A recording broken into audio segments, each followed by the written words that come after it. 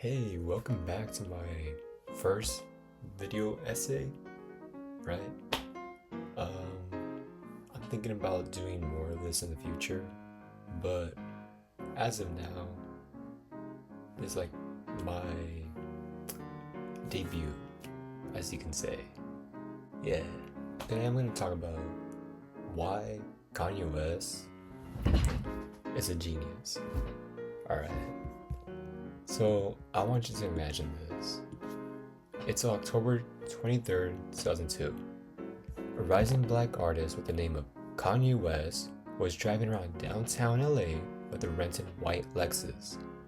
He had a record deal in the way, and he knew he was going to be big once he broke free from the title of a producer-rapper. But all of his dreams were shattered that fateful night when he crashed in West Hollywood, falling asleep on the wheel, shattering his jaw. Okay, but why am I telling you this? Well, I'm reminding you that people's lives can change overnight, in an instant. Well, you could be over the clouds and plummet to the ground, and before you know it, you're like on the floor, right? But West, he had a different idea. He climbed back up. Now, this Chicago rapper knew he had talent, and he did not want to waste a single second of it. Despite his fractured jaw, he wrote and produced the hit Through the Wire, where he used his chipmunk soul sampling to show that he can for sure rap, and that he's not just a producer. And this is all with his jaw wired shut, by the way. Like, that's insane. And this determinism showed a glimpse to how much effort he was willing to put into getting his work out, because he believed in himself. He believed he was one of the greats. He practically faked it till he made it. But he wasn't all that delusional either. I mean, the guy's been producing beats since his middle school days, right? So he was definitely building up that resume at a very young age. So the dude's a genius, right? He started from the bottom and made it to the top. So what? But you do know he was able to work with legends such as Jay-Z, one of the most influential rap artists of all time. And he was able to inspire a generation after him, altering the rapping industry. His albums such as 808s and Heartbreaks and Yeezus are just huge examples of his works. For example, in 808s and Heartbreaks, his work was just so distinct at that time, it drew the attention of others to just listen to his music. I mean, he was already huge, but what made it different was his confidence to be vulnerable in an industry that shunned away from showing emotion. I mean, he was working in this genre of music that standardized the idea of pimping and drinking and clubbing and girls. That's what he was all about. And him being so emotional, so vulnerable, really showed how much different he tried to stay away from the crowd. And West's motives for staying away from norms are just sprinkled everywhere in everything he does, quite literally. When we look at his fashion line, Yeezy, we see originality in the works. His creativity with his clothing was just so distinct to what people were wearing at the time. It made people craze for the new style. I mean, it was so fixated. It basically rejuvenated the luxury streetwear genre, sparking influence such as Fear of God and influencing Gap and Balenciaga and Nike.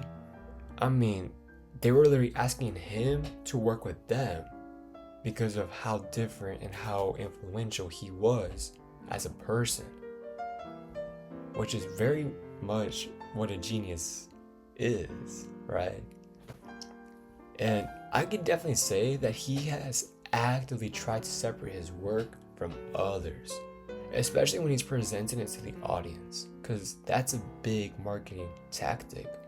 For example, he debuted the Life of Pablo album the same time as the Yeezy Season 3 show, which is very unique in its own way. I mean, the whole show was very subjective and so intertwined with these ideas of social class and who knows what. But what made it a lasting impression was no one has done that before, right? So he was practically a genius for being able to stand an eminence to his work. And Ye tries to be as original as possible, always distinguishing himself from the crowd, but I believe many of the things he says are more about staying relevant in the public's eyes, you know? But yeah, if we take a step back, we can see what's reported in the media is mostly cancellation and who's the next Hollywood figure to go to jail. I mean, look at P. Diddy, right? We know about him. And the audience love drama, and I believe that Ye figured that out a very long time ago. I mean, we could look back into his past controversies, right? Such as the George Bush incident. When he said that statement, people got rowdy over his opinion. But a few months after, do you know what he released?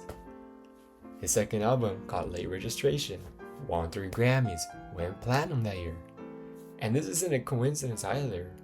I mean, we could look back at 2009 VMA's incident where Ye goes drunk and disrespected Taylor Swift, right? And guess what he released a year after? That's right, My Beautiful Dark Twisted Fantasy. And he won a Grammy and a BET, and he went number 1 on Billboard. It's almost as if this man is uncancelable. That's because he is. He learned how to engage with the audience, bringing their attention onto him as he speaks his outlandish claims. Since people love to hear controversy, they are willing to talk about him more frequently. And later you know, he's the next talk in town, right?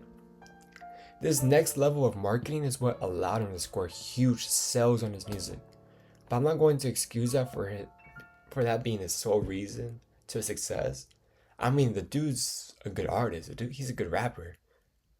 But his marketing contributed to his success.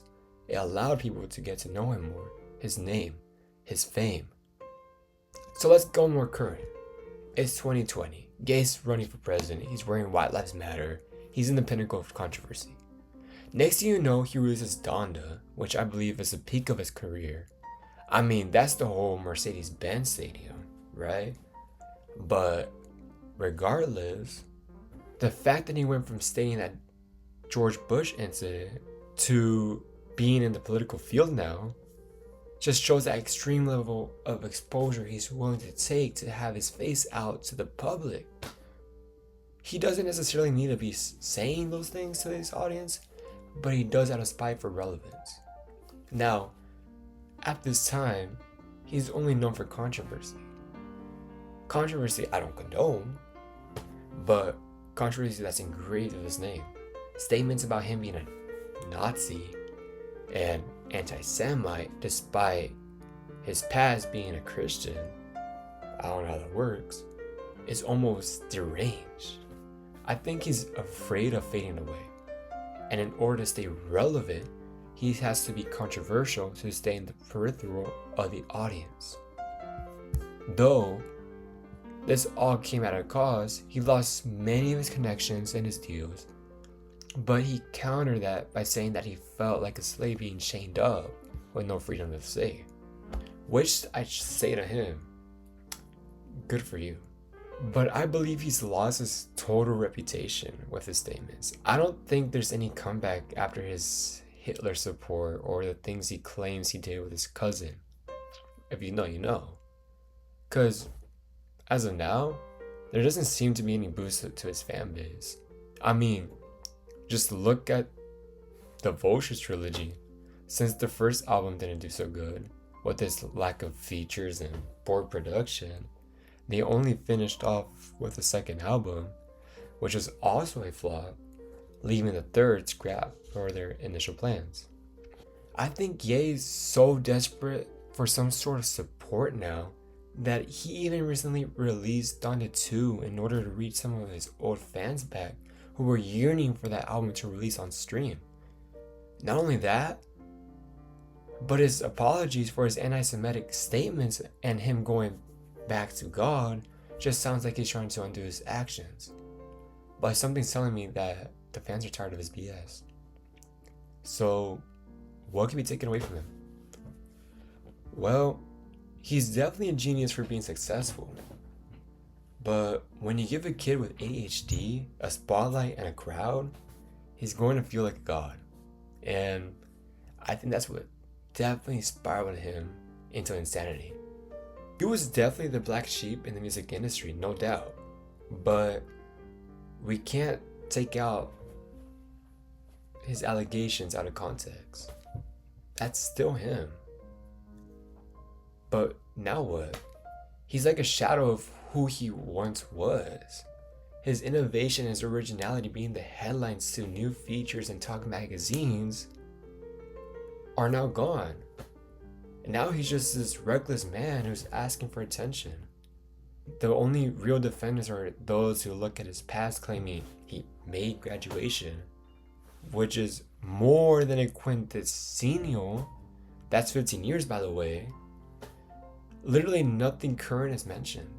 I think the guy's done. I guess we could just look at Ye's story as a warning. That if ambition isn't controlled, he can cause harm to himself, never knowing when to stop. He definitely influenced culture and society, a whole generation. But now, he's just the next TMZ headline, being used for bait. Being a genius can only take you so far, and it just goes to show that even icons can fall off and lose recognition they once had in the past. Thank you.